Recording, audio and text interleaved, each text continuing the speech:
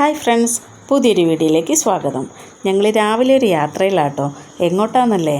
ഏട്ടൻ്റെ മാമൻ്റെ വീടിൻ്റെ കല്ലേടിയിലാട്ടോ. ഞങ്ങൾ രാവിലെ 6 മണി കഴിഞ്ഞപ്പോൾ തന്നെ വീട്ടിൽ നിന്ന് ഇറങ്ങി. രാവിലെ 7-നും 8-നും ഇടയിലായിരുന്നു അവിടെ കല്ലേടിയിലിൻ്റെ സമയം. ഞങ്ങളുടെ വീട്ടിൽ നിന്ന് കുറേ ദൂരമുണ്ട് കേട്ടോ ഇവരുടെ വീട്ടിലേക്ക്. ചക്കുവരയ്ക്കലെന്നാണ് സ്ഥലപ്പേര്. ഞങ്ങൾ കഴിഞ്ഞ പ്രാവശ്യം വന്നപ്പോഴും ഇവരുടെ വീട്ടിൽ പോയായിരുന്നു കേട്ടോ. ഞാൻ നേരത്തെ പറഞ്ഞില്ലായിരുന്നു എന്നെ ഒരു പൂച്ച മാന്തിയ കാര്യം.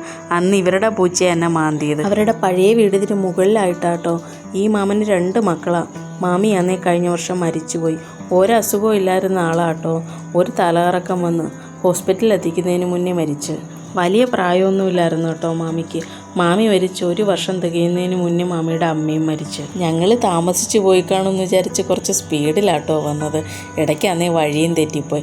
ഞങ്ങൾ ഇവരുടെ വീടും കഴിഞ്ഞ് കുറേ ദൂരം പോവുകയും ചെയ്ത് പിന്നെ തിരിച്ചു പോയി കേട്ടോ. കഴിഞ്ഞ പ്രാവശ്യം വഴിയിൽ കണ്ടതൊക്കെ നോക്കി പിടിച്ച് ഇപ്രാവശ്യവും പോയതാട്ടോ. പക്ഷെ എന്തോ പറയാനാ, വഴി തെറ്റി. എന്തായാലും തിരക്കി പിടിച്ച് കറക്റ്റ് സമയത്ത് ഞങ്ങളവിടെ എത്തി. ചെന്നപ്പോൾ അവിടെ ആളുകളൊക്കെ വരുന്നേ ഉള്ളായിരുന്നു കേട്ടോ. ഒരുപാട് പേരെയൊന്നും മാമൻ വിളിച്ചിട്ടില്ലായിരുന്നു.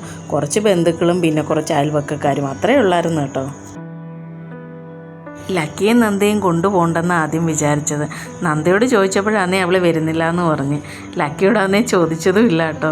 ഞങ്ങൾ 2 കൂടെ പോയിട്ട് വേഗം വരാമെന്നാണ് വിചാരിച്ചത്.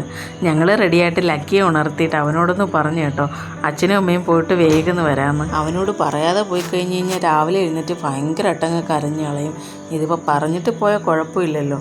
ഞങ്ങളൊന്ന് പറഞ്ഞപ്പോൾ ഞങ്ങളെക്കാളും മുന്നേ റെഡിയായിട്ട് അവൻ വണ്ടി കയറിയെങ്കിരുന്നു. രാവിലെ 6 മണിക്കല്ലേ വീട്ടിൽ നിന്ന് പോകുന്നത്.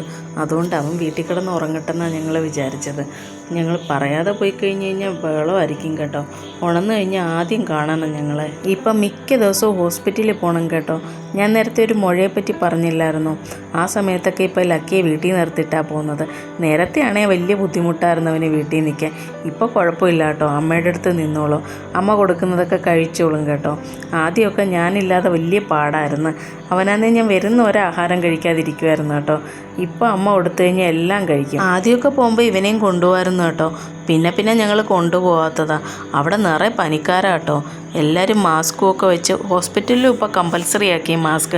ഡോക്ടറിനെ കാണണമെങ്കിൽ മാസ്ക് വെച്ചിട്ടേ അകത്തോട്ട് കയറ്റത്തുള്ളൂ.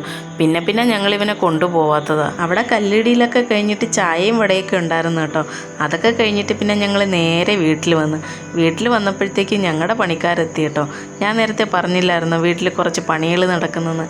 അവരവരുടെ പണികൾ തുടങ്ങിക്കഴിഞ്ഞു കേട്ടോ. ഞങ്ങൾ വന്നപ്പോൾ ഇവർ 10-10:30ക്കാണ് വരുന്നെങ്കിലും പണികളൊക്കെ സ്പീഡിന് ചെയ്യുന്നുണ്ട് കേട്ടോ. ഞങ്ങൾ പോകുന്നതിന് മുന്നേ എന്തായാലും ചെയ്തു തരുമെന്നാണ് പറഞ്ഞിരിക്കുന്നത്. എനിക്കാണെങ്കിൽ ചെടികൾ കുറച്ച് റീപ്പോർട്ടും ചെയ്യാനുണ്ട്, കുറച്ച് ഓർക്കിഡും വെക്കാനുണ്ട്. അതിന് ഏട്ടനോട് പറഞ്ഞിട്ട് കുറച്ച് മണ്ണെടുത്തിട്ട് വരുക കേട്ടോ. ഈ കഴിഞ്ഞ വർഷം ചെയ്യാത്ത ചെടികളാണ് ഇപ്രാവശ്യം റീപ്പോർട്ട് ചെയ്യുന്നത്. പക്ഷേ കഴിഞ്ഞ പ്രാവശ്യം ചെയ്തതും ചിലത് ചെയ്യാനുണ്ട് കേട്ടോ. ഇപ്പോഴും എനിക്ക് ഒരുപാട് ഇഷ്ടം കേട്ടോ ചെടികളൊക്കെ നട്ടു വളർത്താൻ.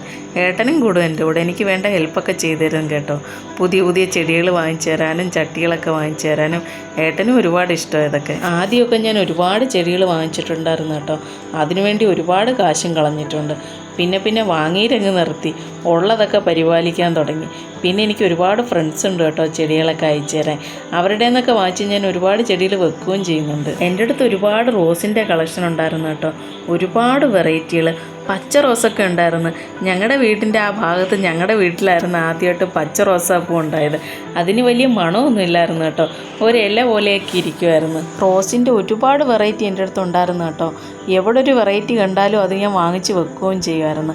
അത് വാങ്ങിയില്ലെങ്കിൽ ഒരു സമാധാനവും വരത്തില്ലായിരുന്നു. പിന്നെ നമ്മൾ നഴ്സറിയിൽ നിന്നൊക്കെ കൊണ്ടുവന്ന് വെച്ച് കഴിഞ്ഞ് ഏകദേശം 1 മാസമൊക്കെ കഴിഞ്ഞ് കഴിയുമ്പോൾ അതിൽ പിന്നെ വലുതായിട്ട് പൂക്കളൊന്നും ഉണ്ടാവത്തില്ലായിരുന്നു കേട്ടോ. അതിന് വലുതായിട്ട് വളമൊന്നും ചെയ്യാനും ആ സമയത്ത് എനിക്ക് അറിയത്തില്ലായിരുന്നു. അങ്ങനെ ഒരുപാട് ചെടികൾ നശിച്ചു പോയിട്ടുണ്ടായിരുന്നു. എൻ്റെ നഴ്സറിയിൽ നിന്നൊക്കെ വാങ്ങിച്ചിട്ട് കൊണ്ടുവന്ന് അതേ കണക്കങ്ങ് ഡെക്കറേറ്റ് ചെയ്ത് വീട്ടിൻ്റെ മുന്നിലങ്ങ് വെച്ചിരിക്കും കേട്ടോ. പിന്നെ അതിന് വളവും കൊടുക്കത്തില്ല, ഒന്നും കൊടുക്കത്തില്ല. അന്നൊക്കെ ഞാൻ വിചാരിച്ചിരിക്കുന്നത് അത് തനിയെ നിറയെ പൂക്കൾ വരുമെന്നാണ്. പിന്നെ അത് ആ ചെടികളെല്ലാം അങ്ങ് മുരടിച്ചങ്ങ് നിൽപ്പായിരുന്നു. പിന്നെ അതൊക്കെ അങ്ങ് പോവുകയും ചെയ്തു. ചെടികളുടെ ഒന്നും കെയറിങ് അറിയാതെ എന്തുമാത്രം ചെടികളാണെന്നോ ഞാൻ വാങ്ങിച്ച് നശിപ്പിച്ച് കളഞ്ഞത്. ഇപ്പം ആലോചിക്കുമ്പോൾ വിഷമം തോന്നുക. ഒരുപാട് കാശും കളഞ്ഞിട്ടുണ്ട് അന്നൊക്കെ. ഞാനീ സംസാരിക്കുമ്പോൾ പുറത്ത് നല്ല മഴയാട്ടോ. ഇപ്പോൾ ഒരു 3-4 ദിവസം കൊണ്ട് അങ്ങനെയാണ്. രാത്രിയിൽ നല്ല മഴ, രാവിലെ അതുപോലൊക്കെ തന്നെയാട്ടോ. രാവിലെ മഴയൊന്ന് തോർന്നിരിക്കുന്ന സമയത്താണ് ഞാൻ എൻ്റെ ചെടിയൊക്കെ ഒന്ന് പോയി നടുന്നത്. ഇനിയുണ്ട് കേട്ടോ ഒരുപാട് പണികൾ. ഇന്നലെ ഞങ്ങൾ കുറച്ച് ചട്ടിയൊക്കെ പെയിൻ്റ് അടിച്ചായിരുന്നു കേട്ടോ. പെയിൻ്റൊക്കെ അടിച്ച് വെച്ചിട്ട് ഞങ്ങൾ രണ്ടാളൂടെ ഹോസ്പിറ്റലിൽ പോയി. നല്ല മഴയായിരുന്നു. ആ പെയിൻ്റ് അടിച്ചതെല്ലാം ഒലിച്ചും പോയി കേട്ടോ. ഇനി അതിലൊക്കെ ഒന്നേന്ന് പെയിൻ്റ് അടിക്കണമായിരുന്നു. എല്ലാ വർഷവും ചെയ്യത്തില്ലെങ്കിലും ഞങ്ങൾ ഇടയ്ക്കൊക്കെ ചെടിച്ചട്ടിക്ക് പെയിൻ്റ് അടിച്ചു കൊടുക്കും കേട്ടോ. അതൊരു 3-4 മാസം നന്നായിട്ടിരിക്കും. പിന്നെ അത് പായലൊക്കെ കയറി വല്ലാണ്ടാവും. ഇപ്രാവശ്യം വന്നേ 2-3 ചട്ടികൾ പൊട്ടുകയും ചെയ്തു കേട്ടോ. ബൊഗൈൻ വില്ലകളൊക്കെ ഇരുന്ന വലിയ ചട്ടികളാട്ടോ പൊട്ടിയത്. ഇപ്രാവശ്യം വലിയ ചട്ടികൾ വാങ്ങണ്ടെന്ന് വിചാരിച്ചിരുന്നതാ. ഇനിയിപ്പോൾ ഇതിനെയൊക്കെ വെക്കാൻ പുതിയത് വാങ്ങിച്ചേ പറ്റൂ. ചെടികൾ നശിക്കുകയും ചട്ടികൾ പൊട്ടുകയൊക്കെ ചെയ്യുമ്പോൾ വല്ലാത്തൊരു വിഷമമാട്ടോ. എത്ര ഭംഗിയായിട്ട് പൂക്കളൊക്കെ പിടിച്ച് നിൽക്കുന്ന ചട്ടിയാണെന്നോ ഇപ്രാവശ്യം എൻ്റെ ഇത് പൊട്ടിപ്പോയത്. നമ്മുടെ വീട്ടിലുണ്ടായ പച്ചക്കറിയൊക്കെ എടുത്ത് തന്നെ കറി വെക്കുമ്പോൾ ഭയങ്കര സന്തോഷമാട്ടോ.